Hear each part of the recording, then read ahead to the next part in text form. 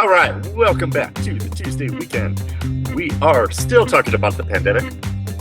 I am calling this segment a modicum of patience and grace, and that's going to be our word for the day. Modicum, a noun meaning a small quantity of a thing, especially something valuable or desirable, like patience. And exhibiting how just a little bit of patience when you are a customer actually goes a long way. But all right, there are a couple of things I wanted to discuss here. I mean, just generally make the point, wherever you are in life, the 16-year-old standing behind the host stand is not the source of your life problems. Do not take it out on them. And I just because I've had this experience in the last couple of days of I'm standing at the host stand. The doors open at 5. I've got a bunch of reservations between 5, 5:30, 6, 6:30. And the walk-in table comes and it's, yeah, table for 4. And I say, I'll be happy to seat you at 6:45. And they're like, empty table, empty table, empty table, empty table. Like, but it's all going to be full in 45 minutes. Do you want? And then when I tried to show them the reservation sheet, then I got called rude. But I am rude, so whatever. And I like telling people no sometimes. It's great, especially the people who are very entitled and want to tell me about how great a customer they are and how, exactly. Anyway, that sentence is an absolute red flag that you are not. Yeah, exactly. Well, guy who called was like, oh yeah, the old manager, he used to take care of me. All right, the last he to manage that place was Frank, and he left about a year and a half ago. So how great a customer are you really if it's, anyway, not a regular. At least we'll say not a regular. Yeah. But couple things that even before the pandemic, some behaviors that I saw that have only gotten worse. Those who walk into the restaurant angry and are not looking to be pleased. There's nothing that we could do to make them happy. But then beyond that, and Nick likes to allude to this too, it's a very Utah thing, though it's not limited to Utah. The gimmick of always complaining about some aspect of your meal to try to get something comped or discounted. And I really, really want people who do that regularly. I don't know if you're listening to us right now, but sure, your dinner is 13, 18, 20 bucks cheaper. Cool. Good for you. Somebody has to pay for that. And usually it's the house. All right. Now, sure, if you're eating in Vegas at the MGM Grand, yeah, the house can probably afford it.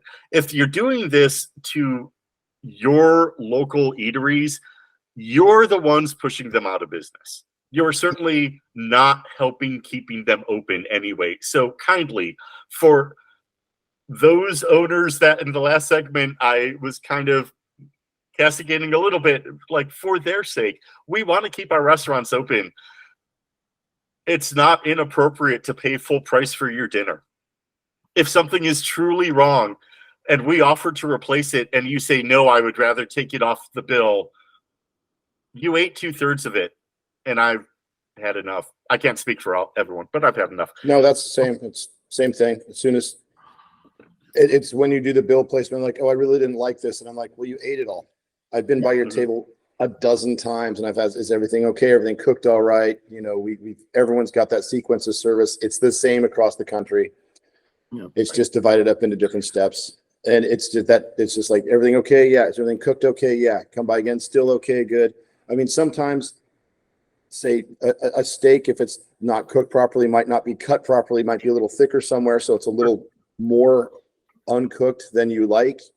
And you're halfway through the steak. And I get that. If you say, hey, it's really rare in the middle, I want a medium rare. And I'm like, hey, no problem. I understand. Let me take care of that. Let me put a little more fire on that. Yeah. Don't tell me at the end of the meal that the middle of the steak was undercooked and you didn't like it. And show me the one bite in the middle that you didn't eat. Saying, I didn't like this. And it's like, that was a 16-ounce steak. That's like a half ounce. Yeah. Well, I think also there's like so many of these complaints to get something for free is like, well, I didn't like it. Did you not like it because it wasn't to your taste, or did you not like it because you're telling me you didn't like it because you're trying to get it for free?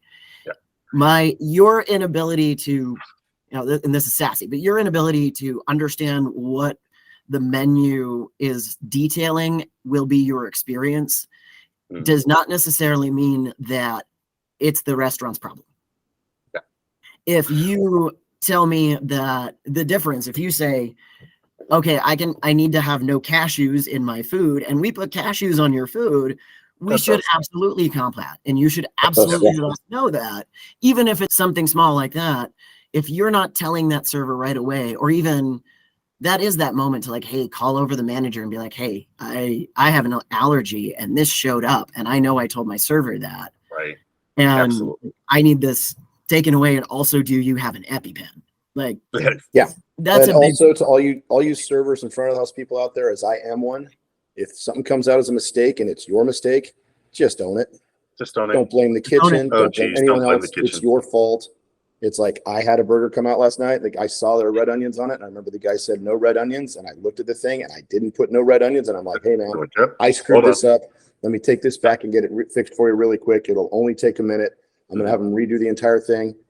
Not a problem. I apologize. Right. You know, hey, let me buy you a drink. Is that cool? You know, I'm not like, oh, the kitchen screwed up. No, don't do that. So there is a complaint I actually dealt with last night. Because, all right, so for the moment, banquets are real slow, so I'm filling in over at the Italian restaurant. And there was this, va bene.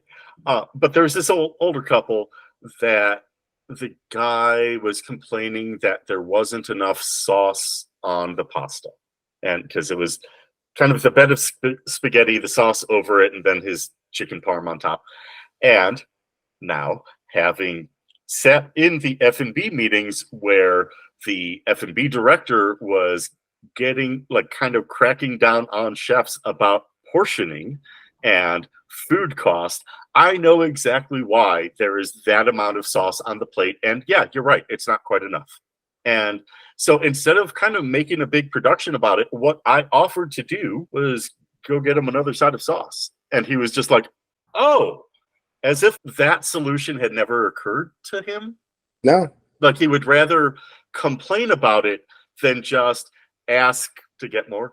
Anyway. No, that's since, I mean, that is a COVID, that is a post-COVID thing. Before you'd have like one person a week, maybe be like that, maybe two. Mm-hmm.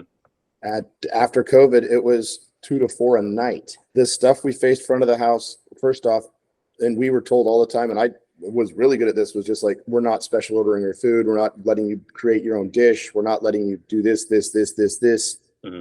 This is the menu. This is what you're ordering off of. You came to us.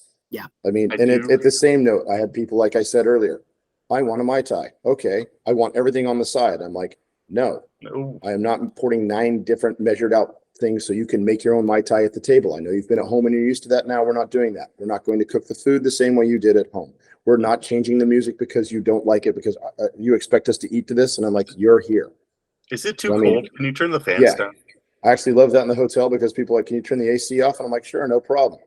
It's a 25,000 square foot room. Yeah, right. And I'm like, does everything feel better now? And if they say no, and I'm like, well, it's 25,000 square foot room. In about 8 to 10 hours, the temperature will change. They just look at me and I'm like, it's 40-foot vaulted ceilings. It's all marble. But my experience and all that right after COVID, like we were saying, 90% of the people were happy we were open. Yeah. They just wanted to go out, have a good time, have a meal, be social again. And I had regulars who waited a couple of months before they came out and were very trepidatious about eating out and being around everybody. I mean, and in California, like in New York and stuff, we had the tables 6 feet apart and we're strict on it. Like a lot of places just reopened and didn't care. There were times where I had people like, okay, I'm going to sit them over there. Do not seat the tables on either side of them because they're kind of scared about being out. You want this to be a positive experience for them. You know, I don't care if we get busy, don't seat those tables. And to the point where I actually had to take the chairs and put them back in my liquor room so they wouldn't seat the tables, because hostesses are always my favorite people in the front of the house of all times, as I've done this for over 30 years. But yeah, I just working through and with people was nice. But then the other people wanted to change everything, want everything their way. Take your mask off. It's stupid. You don't have to wear it. And it's like, we do if we want to stay open in this state. You're not from here. You're on vacation. Don't get mad about the masks. All you had to do is get online and see like, gee, everyone in California wears masks all the damn time. And then come to California and bitch that you have to wear a mask all the time. That was my COVID experience, and people just being blatantly rude. Just rude. Oh, you know, and that actually rude people reminded me of one more point I wanted to get back to. And that is about the tip out. And that's when you, as a customer, when you do not tip, what ends up happening is your server ends up paying for the privilege of you eating there. Yeah. Because they still need to tip out the busser, the bartender, well, maybe the host, maybe the kitchen, the on your $200 check. Right. And so now it is coming out of their pocket. So really, I mean, again, kind of like you pointed out a moment ago, hey, maybe instead of coming from a place where you want to complain about everything, how about just be joyous that you get to have this experience of restaurants are open and cooks are serving you, and you have food available to eat in a social environment, instead of being nitpicky about every little thing. And because the rolls were only slightly warm and not hot when they reach your table, you're only going to tip 10%. I mean, I had friends come out to the restaurant who were against the whole mask thing and stuff. And I was like, every time you get from the table, you have to put your mask on. And they're just like, well, that's stupid. I'm not doing that. And at the end of this, I'm like, hey, you're my buddy and all. But then after I went home, I'm like, hey, you're not welcome back to our place. I'm like, that comes from management. Sorry, but we have rules you have to follow. And I can guarantee if you do this anyplace else, they're going to tell you the same thing, or they're just going to kick you out because they don't know you. Because normally with what you pulled last night, I would have asked you to leave 10 minutes in. Yeah. Well, jumping back to what we were with, if you don't tip, if you cannot afford the tip, don't go to the restaurant. That is part of the expectation in this country until we fix this problem where we expect patrons to pay our staff salaries. If you can't afford to tip, go to Wendy's. Go somewhere where it's not sit-down service. Get takeout. But I was about to say, if you can't afford the tip, don't just not go to Applebee's, go to Waffle House instead. Don't take that shit to Waffle House either. If you can't tip out, it's not right to your Denny's server or whatever region of the country you are. Breakfast servers get run the hardest for the lowest tip out. So keep that in mind, first of all. But also, just, if you can't eat out, there's fast food. There are options that you don't have to tip. There's a grocery store. I know that's getting more expensive too. And there are places where, in fact, eating out is starting to get as economic as going to the grocery store, which is just a bizarre thing. It is interesting. But all right, we're going to take one more quick break just because Trae needs to get going pretty soon. And there's one more topic I want to get to. So if you agree with us, leave a like and drop us a comment. If you disagree, well, click the like button anyway. That'll show us. We'll learn the lesson real good. Yeah. All right, we'll be right back.